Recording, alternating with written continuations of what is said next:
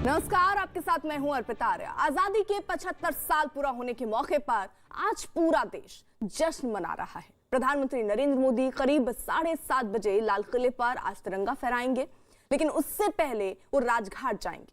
राजघाट से पीएम का काफिला 7:10 पर लाल किले के लिए रवाना होगा। लाल किले पर पीएम करीब 7:20 पर पहुंचेंगे, जहां उन्हें गार्ड ऑफ ऑनर दिया जाएगा। इसके बाद पीएम लाल किले पर तिरंगा फहराएंगे। इस दौरान राष्ट्रगान होगा और उसके बाद करीब 7:35 पर पीएम का भाषण शुरू होगा, तो करीब सुबह 9:30 बजे तक चलेगा। 75वें स्वतंत्रता दिवस समारोह पर पीएम ने टोक्यो ओलंपिक्स में शामिल भारतीय दल को विशेष अतिथि के तौर पर बुलाया। पीएम वहां सभी खिलाड़ियों से मिलकर बात करेंगे।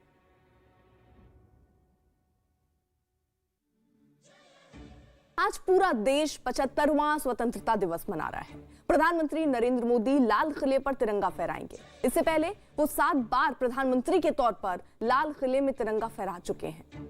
आपकी स्क्रीन पर हम वो सातों तस्वीरें रख रहे हैं। पहली तस्वीर जब 2014 में प्रधानमंत्री नरेंद्र मोदी ने झंडारोहण किया था। इसके बाद 2015, 2016, 2017 और फिर 2018, 19 और 2020 में भी उन्होंने झंडा फहराया। आज वो लगातार 8वीं बार स्वतंत्रता दिवस के मौके पर तिरंगा फहराएंगे। इस बार की तरह हर बार की तरह इस बार भी सबकी निगाहें उनकी पगड़ी और उनके अंदाज पर होगी, क्योंकि इससे पहले हर बार वो एक अलग अंदाज और अलग रंग की पगड़ी में लाल किले पर पहुंचे हैं। उनकी पगड़ी के रंग से लेकर उसके डिजाइन तक का अपना एक अलग महत्व और एक संदेश होता है। ऐसे में इस बार भी लोगों की निगाह प्रधानमंत्री नरेंद्र मोदी पर टिकी है कि आखिर इस बार वो किस रंग की या किस तरह की पगड़ी पहनेंगे। प्रधानमंत्री नरेंद्र मोदी इस बार लगातार 8वीं बार लाल किले की प्राचीर से देश को संबोधित करेंगे। हर बार की तरह इस बार भी पूरे देश की निगाहें उनके भाषण पर हैं कि आखिर इस बार वो क्या बोलेंगे। लोग ये भी जानना चाहते हैं कि आखिर इस बार उनका भाषण कितना लंबा होने वाला है।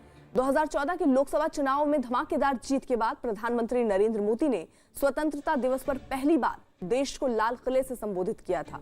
तब उन्होंने करीब 65 मिनट तक भाषण दिया। यही नहीं, वो पहले ऐसे प्रधानमंत्री थे जिन्होंने लिखित भाषण नहीं पढ़ा था। इसी तरह साल 2015 में उन्होंने लाल किले से 88 मिनट यानी करीब 1.5 घंटे का भाषण दिया था। साल 2016 में उन्होंने 94 मिनट तक भाषण दिया था। ये बतौर प्रधानमंत्री उनका लाल किले से दिया गया सबसे लंबा भाषण था। साल 2017 में उन्होंने 1 घंटे से भी कम वक्त का भाषण दिया और 57 मिनट तक देश को संबोधित किया।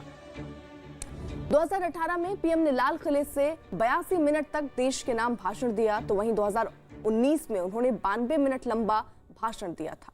पिछले साल यानी साल 2020 में भी उन्होंने करीब 80 मिनट तक देश को संबोधित किया था।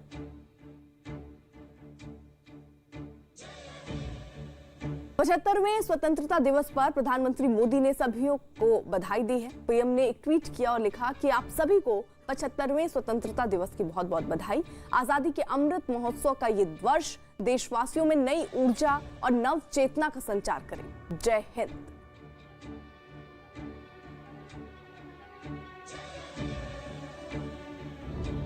देश के राष्ट्रपति रामनाथ कोविंद ने स्वतंत्रता दिवस की पूर्व संध्या पर राष्ट्र को संबोधित किया और इस दौरान राष्ट्रपति रामनाथ कोविंद ने सभी देशवासियों को जहां आजादी की 75वीं वर्षगांठ की बधाई दी, वहीं देश की आजादी में योगदान देने वाले जाबाजों के बलिदान को भी याद किया। इतना ही नहीं, अपने संबोधन से ठीक पहले राष्ट्रपति भवन में ओलंपिक पदक विजेताओं के सम्मान में एक भव्य आयोजन किया गया। ये 2 तस्वीरें जरा हम आपके सामने रख दें। कैसे देश की आजादी की 75वीं वर्षगांठ से ठीक पहले राष्ट्रपति भवन में टोक्यो ओलंपिक्स में हिस्सा लेने वाले खिलाड़ियों को सम्मानित किया गया। इस दौरान राष्ट्रपति रामनाथ कोविंद ने सभी पदक विजेताओं को बधाई दी। साथ ही इस बात का भी जिक्र किया कि कैसे कोरोना काल की मुश्किल घड़ी में ओलंपिक विजेताओं ने करोड़ों देशवासियों की खुशियां मनाने का मौका दे दिया। इस टीम ने ओलंपिक के हमारे इतिहास में सबसे अधिक पदक जीते हैं। पूरा देश इस उपलब्धि पर गौरवान्वित है। इसके लिए भी आप सबको बहुत बहुत बधाई। हमें आज अपनी उन बेटियों पर विशेष रूप से गर्व है जिन्होंने अनेक बाधाओं के बावजूद विश्व स्तर का प्रदर्शन किया। Clapping please.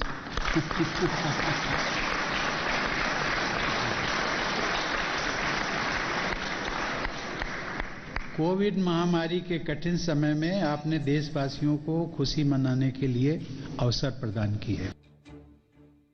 देश आजादी की 75वीं सालगिरह मना रहा है और आज हम आपको देश के स्वतंत्रता दिवस की 75वीं सालगिरह के मौके पर में देशवासियों को मिला एक खास तोहफा दिखाने वाले हैं। दरअसल आजादी की 75वीं सालगिरह के मौके पर भारतीय नौसेना ने अपने पहले स्वदेशी एयरक्राफ्ट कैरियर IAC-1 विक्रांत को बनाने में कामयाबी हासिल की और ये समंदर की लहरों पर तैरता 40,000 टन का भारत का वो अभेद किला है जो बाहुबली है, जिसकी गर्जना सुनकर ही दुश्मनों के होश उड़ जाएंगे।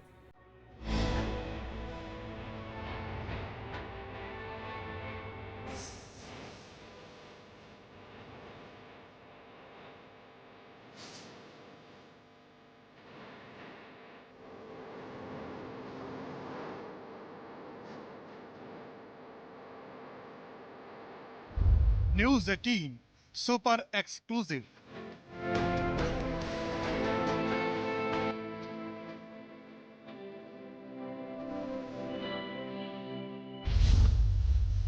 टीवी पर पहली बार 44,000 टन का योद्धा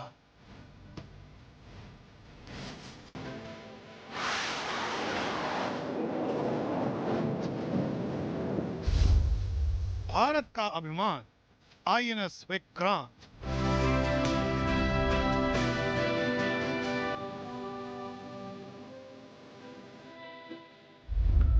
समंदर का बाहुबली।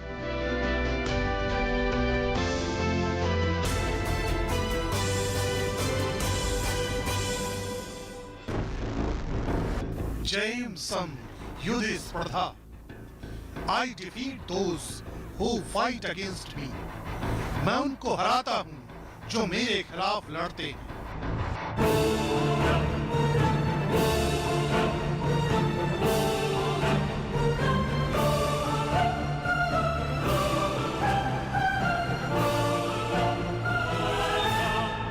पचहत्तर साल बेमिसाल और इस बेमिसाल साल में हम आपको रूबरू कराने जा रहे हैं भारत के पहले स्वदेशी एयरक्राफ्ट कैरियर IAC-1 विक्रांत से। इस विक्रांत एयरक्राफ्ट कैरियर का स्टील भी हमारा है, इसकी तकनीक भी हमारी है और इसका डिज़ाइन भी हमारा है। इस एयरक्राफ्ट कैरियर ने उन देशों की आंखों में इस तरीके से नश्तर चुभो दिए हैं जो कि भारत के खिलाफ गलत निगाहें रखते थे, साजिशें रखते थे। तो ये है भारतीय स्वदेशी aircraft carrier IAC Vikrant. INS Vikrant यानी समंदर में भारत की ताकत का वो प्रतीक जिसे देखकर देश के दुश्मनों के होश उड़ चुके। INS विक्रांत यानी मेक इन इंडिया की वो मजबूत मिसाल जिसे देखकर चीन और पाकिस्तान हैरान परेशान है। INS विक्रांत यानी आत्मनिर्भर भारत की वो तस्वीर जिसे देखकर पूरी दुनिया दंग है। INS विक्रांत यानी अपराजेय, तेजस्वी और वीर। अभी तक हमारे पास एक एयरक्राफ्ट कैरियर था विक्रमादित्य, अभी एक के बाद 2 हो गए हैं, तो क्षमता तो डबल हो ही गई। पर एक और एडवांटेज जो इस कैरियर का है, क्योंकि ये इंडिजिनस है और इसमें 76% इक्विपमेंट भी इंडिजिनस है, इसको मेंटेन करना और ऑपरेट करना ज़्यादा आसान रहेगा। इसकी टेक्नोलॉजी आधुनिक है, so it will be more efficient, more effective. तो ये सब चीज़ों को अगर आप मिला के देखें तो ये हमारी जो युद्ध और पीस टाइम की क्षमता है उसको नौसेना की क्षमता को बहुत बढ़ाएगा। 4 अगस्त 2021 यानी वो तारीख जब पूरी दुनिया के सामने भारत ने अपने पहले स्वदेशी IAC-1 यानी इंडियन एयरक्राफ्ट कैरियर को समंदर में उतारकर नया इतिहास लिखा था। दरअसल समंदर की लहरों का सीना चीरते INS विक्रांत की इस तस्वीर के सामने आने के बाद भारत दुनिया के उन चुनिंदा देशों में शुमार हो चुका है जिनके पास स्वदेश में अत्याधुनिक विमान वाहक जहाज को बनाने की क्षमता है। एक एयरक्राफ्ट कैरियर को बनाना एक बेहद मुश्किल काम है और दुनिया में 5-6 मुल्क ही हैं जो आज तक ये कर पाए हैं। हिंदुस्तान भी इससे पहले एयरक्राफ्ट कैरियर खरीदता था। अब आप समझिए जो INS विक्रमादित्य है, जो भी हमारा इकलौता एयरक्राफ्ट कैरियर है जो कमीशन्ड है, वो असल में एडमिरल गोश्कोव के नाम से रशियन नेवी में हुआ करता था। और उससे पहले जो हमारे 2 एयरक्राफ्ट कैरियर्स थे वो हमने ब्रिटेन से खरीदे थे। तो ये मतलब एक तरह से समझ लीजिए कि एक ऐसा बेमिसाल तोहफा है जो हमें 75वें साल में मिला है। कोची शिपयार्ड में मौजूद स्लेटी रंग की पानी में तैरती विशालकाय इमारत ही देश का पहला स्वदेशी IAC यानी विमान वाहक पोत INS विक्रांत है। और आज हम आपको समंदर में आत्मनिर्भर भारत के 4000 टन वजनी बाहुबली की वो बेमिसाल तस्वीर दिखाएंगे जिसे देखकर आप भी दंग रह जाएंगे। दरअसल विक्रांत की सबसे बड़ी खासियत उसका स्वदेशी होना है। न्यूज़ 18 इंडिया की टीम इस मेगा स्ट्रक्चर को देखने और उसकी जटिलता को समझने के लिए कोचीन शिपयार्ड पहुंची। और जैसे जैसे विक्रांत की खासियतें हमारी टीम के सामने आती जा रही थी, वैसे वैसे हमारी टीम की हैरानी बढ़ती जा रही थी। सबसे पहली बात जो हमारी टीम के सामने आई वो थी ये, IAC विक्रांत को पूरी तरह से भारत में ही तैयार किया गया है। IAC विक्रांत के 70% से भी ज्यादा मटेरियल और इक्विपमेंट भारत में ही बनाए गए हैं। IAC विक्रांत को 23,000 करोड़ रुपए की लागत से बनाया गया है। ये एयरक्राफ्ट कैरियर 262 मीटर लंबा, 62 मीटर चौड़ा और 59 मीटर ऊंचा है। इसकी टॉप स्पीड 28 नॉटिकल किलोमीटर प्रति घंटा है। इस एयरक्राफ्ट कैरियर में 14 फ्लोर है। इसके अलावा इसमें 2300 कंपार्टमेंट है। IAC विक्रांत पर एक साथ 1700 नौसैनिक तैनात किए जा सकते हैं। इस जहाज पर 26 लड़ाकू विमानों के साथ 10 हेलीकॉप्टर तैनात किए जा सकते हैं। आप फ्लाइट डेक पे खड़े हैं, लेकिन इसके नीचे एक चलती फिरती नगर है जहाँ पे पानी बनाने की प्रक्रिया, इंजन है, पावर अपना खुद का जनरेट करना है। देन 1200-1500 लोग रह सकते हैं।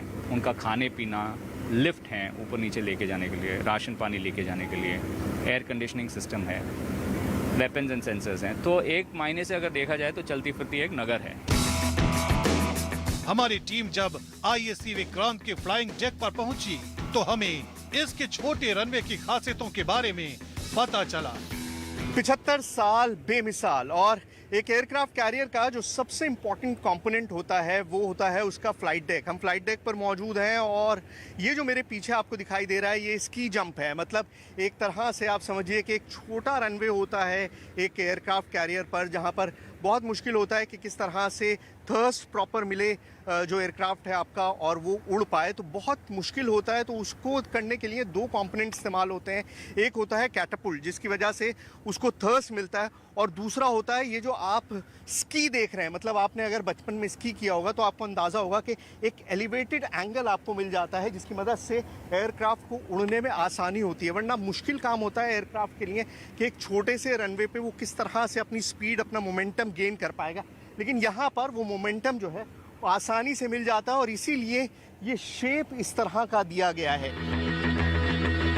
इसी दौरान हमारी टीम को IAC विक्रांत की बेमिसाल इंजीनियरिंग की एक बेहतरीन मिसाल देखने को मिली। इस एयरक्राफ्ट कैरियर में जो लिफ्ट लगी हुई है वो बहुत खास है क्योंकि वो इंसानों के लिए नहीं है, वो लिफ्ट है एयरक्राफ्ट के लिए। फाइटर एयरक्राफ्ट्स उस लिफ्ट के जरिए आना जाना करते हैं। अब आप मेरे पीछे देख रहे हैं ये लिफ्ट से कुछ ऑफिसर्स, अभी फाइटर एयरक्राफ्ट नहीं है तो ऑफिसर्स जो हैं वो इस लिफ्ट के जरिए ऊपर आए हैं डेक पर, फ्लाइंग डेक पर। और इसी तरह से जो फाइटर एयरक्राफ्ट्स हैं वो इस लिफ्ट के जरिए फ्लाइंग डेक पर लाए जाते हैं। तो ये अपने आप में एक टेक्नोलॉजिकल मार्वल है जो बहुत ही कमाल है जब आप इसे महसूस करते हैं, इसको देखते हैं। अगर हमारे संवाददाता सैयद सुहेल फ्लाइंग डेक पर मौजूद थे तो विक्रांत के हैंगर यानी फाइटर जेट्स को पार करने की जगह पर संदीप बोल उस जगह पर मौजूद थे जहां से लिफ्ट के जरिए विमानों और हेलीकॉप्टर को ऊपर या फिर नीचे लाया जाता है। इस वक्त हम लोग IAC-1 विक्रांत के लिफ्ट पर मौजूद हैं। ये वो लिफ्ट है जिसके जरिए जो एयरक्राफ्ट हैं, चाहे हेलीकॉप्टर्स हैं, उनको जो फ्लाइंग डेक है उससे नीचे लाया जाता है मेंटेनेंस के लिए, और उसके बाद फिर उनको ऊपर भी ले जाया जा सकता है। आप ये सामने देख सकते हैं कि ये किस तरीके से पूरी चेन जो है वो नज़र आ रही है। ये धीरे धीरे जो है इस पर जब एयरक्राफ्ट को यहाँ पे स्टेशन किया जाता है उसके बाद धीरे धीरे ये नीचे आता है। 14 मंजिला इस एयरक्राफ्ट कैरियर के अंदर आने पर हमारी टीम को इस बात का अंदाजा हो गया कि ये किसी भूल भुलैया से कम नहीं है। अगर हमारी टीम के साथ इस कैरियर पर काम कर रहे नौसैनिक साथ न होती तो हमारी टीम समंदर पर तैरते इस स्टील के शहर में गुम हो सकती थी। यह है IAC-1 विक्रांत, जो कि एक मेगा स्ट्रक्चर है, और इस पूरे एयरक्राफ्ट कैरियर में 14 डेक हैं, यानी कि 14 मंजिलें हैं, और उन मंजिलों को जो है पार करके आप फ्लाइट डेक की तरफ आ सकते हैं। दूसरी बात यह है कि ये बहुत ही चुनौतीपूर्ण इसलिए हो जाता है क्योंकि एयरक्राफ्ट कैरियर बनाना बहुत आसान नहीं है, लेकिन ये ज़रूर है कि इस पूरे एयरक्राफ्ट कैरियर में तकरीबन 1700 लोग जो हैं वो एक साथ आ सकते हैं, और यही वजह है कि इसको मेगा स्ट्रक्चर का नाम दिया जा रहा है। इसके बाद हमारी टीम IAC विक्रांत के अंदर एक ऐसी अहम जगह फ्लाइंग कंट्रोल रूम पहुंची जिसे फ्लाई को भी कहते हैं। दरअसल फ्लाइको में बैठे ऑफिसर के ऊपर एयरक्राफ्ट की लैंडिंग और टेक ऑफ की जिम्मेदारी होती है। एक एयरक्राफ्ट कैरियर एक चलता फिरता एयरफील्ड की तरह है, यानी कि अगर आप 2-2.5 किलोमीटर का रनवे, उसका ATC, उसका पार्किंग पोजीशंस और उसका जो एंटायर इंफ्रास्ट्रक्चर है उसको एक 260-270 मीटर के एरिया लेंथ और अबाउट 60-70 मीटर के विड्थ में उसको कॉम्पैक्ट करके लगा देंगे, और उसमें 2 रनवे प्रोवाइड करेंगे, आपका 200 मीटर का एक लैंडिंग रनवे और 250 मीटर का एक टेक ऑफ रनवे। तो उस बड़े एयरफील्ड को आपने कॉम्पैक्ट करके इतने से जगह में लगा दिया है। स्की जंप से आपको 2 येलो लाइन दिख रहे हैं, वो 2 येलो लाइन है, उनके 2 टेक ऑफ के एक्सेस है, एक छोटा एक्सेस और एक लंबा एक्सेस। छोटा एक्सेस का लेंथ है अप्रोक्सीमेटली 144 मीटर्स, और जो लंबा वाला एक्सेस है उसका लेंथ है 203 मीटर्स। तो ये आपके जो 2 लेंथ है टेक ऑफ करने के लिए इज ओनली 144 एंड 203 मीटर्स। जैसे आप कोई एयरफील्ड में देखते हैं तो उसका length is approximately 3 to 3.5 kilometres, लेकिन यहाँ पे इस जहाज पे आपको सिर्फ इतना ही लेंथ मिलेगा टेक ऑफ करने के लिए। फिर अगर आप अगर देखते हो तो यहाँ पे आपको कुछ नंबर्स दिखेंगे जो लैंडिंग स्पॉट्स है, उसको 1, 2, 3, 6 तक लैंडिंग स्पॉट्स है, और ये है सारे landing spots for helicopters. IAC Vikrant इतना विशाल काय है कि एक टीम इस एयरक्राफ्ट कैरियर को कवर नहीं कर सकती। लिहाजा जिस दौरान हमारी एक टीम फ्लाइको के फंक्शन को समझ रही थी, उसी वक्त दूसरी टीम IAC विक्रांत के दूसरे अहम स्थान पर पहुंची, जहां से इस एयरक्राफ्ट कैरियर की फ्लाइंग डेक पर नजर रखी जाती है। ये इसका सबसे बढ़िया वेंटेज पॉइंट है, जहां से आपको रनवेज दिखाई दे रहे हैं, पूरा फ्लाइंग डेक दिखाई दे रहा है, और ये जो कंपोनेंट आप देख रहे हैं इसे गायरो बोलते हैं। ये पूरा मैग्नेट काम करता है, कंपास की तरह काम करता है, तो डायरेक्शंस वगैरह सारे, तो ये एक तरह से सबसे इम्पोर्टेंट पॉइंट है। यहाँ से इस पूरे एयरक्राफ्ट कैरियर को मॉनिटर किया जा सकता है पूरी तरह से, और उसी तरह से ये INS जो है हमारा, ये मॉनिटर करेगा पूरे इंडियन ओशन को। एक तरह से हमें वो ताकत देगा कि हम इंडियन ओशन को अपनी मर्जी से मॉनिटर कर सकें। मतलब चाइना से अब हम लेवल प्लेइंग फील्ड पर हैं। विक्रांत के फ्लाइको से निकलकर एक बार फिर हमारी टीम का रुख विक्रांत के इंजन रूम की तरफ था। इस वक्त हम लोग इस मेगा स्ट्रक्चर के मेगा इंजन रूम की तरफ आगे बढ़ रहे हैं, और आप यकीन मान सकते हैं कि जब 40,000 टन वजनी एक एयरक्राफ्ट कैरियर को मूव करना होता है 28 नॉटिकल माइल पर आवर के हिसाब से, तो उसमें कितनी पावर चाहिए होती है। दरअसल इस मेगा स्ट्रक्चर को चलाने के लिए 4 इलेक्ट्रिक इंजन और गैस टरबाइन लगे हैं, और इस एयरक्राफ्ट कैरियर का इंजन रूम ही 4 मंजिला है। विक्रांत का इंजन रूम इतनी ऊर्जा बना सकता है कि वो पूरे कोच्चि शहर को भी बिजली सप्लाई कर सकता है। अगर हमारा एयरक्राफ्ट कैरियर और उसके लड़ाकू विमान अगर एक मुट्ठी हैं तो उस मुट्ठी को मुक्के में बदलने की पूरी ताकत हम यहाँ से देते हैं। इसके बाद हमारी टीम पहुंची विक्रांत के नर्व सेंटर यानी टरबाइन कंट्रोल रूम में। वो जगह है जहां से आईएससी विक्रांत के तमाम इंजनों को कंट्रोल किया जाता है। जहां हम खड़े हैं इस जगह को बोलते हैं टरबाइन कंट्रोल रूम। ऐसे 2 कंट्रोल रूम होते हैं जो हमारे सारे इंजन्स को कंट्रोल करते हैं। इसको हम बेसिकली नर्व सेंटर बोल सकते हैं क्योंकि engine is our power house. उस पावर हाउस को चलाने के लिए जो भी हमें रिक्वायरमेंट है हम यहाँ से मेट कराते हैं।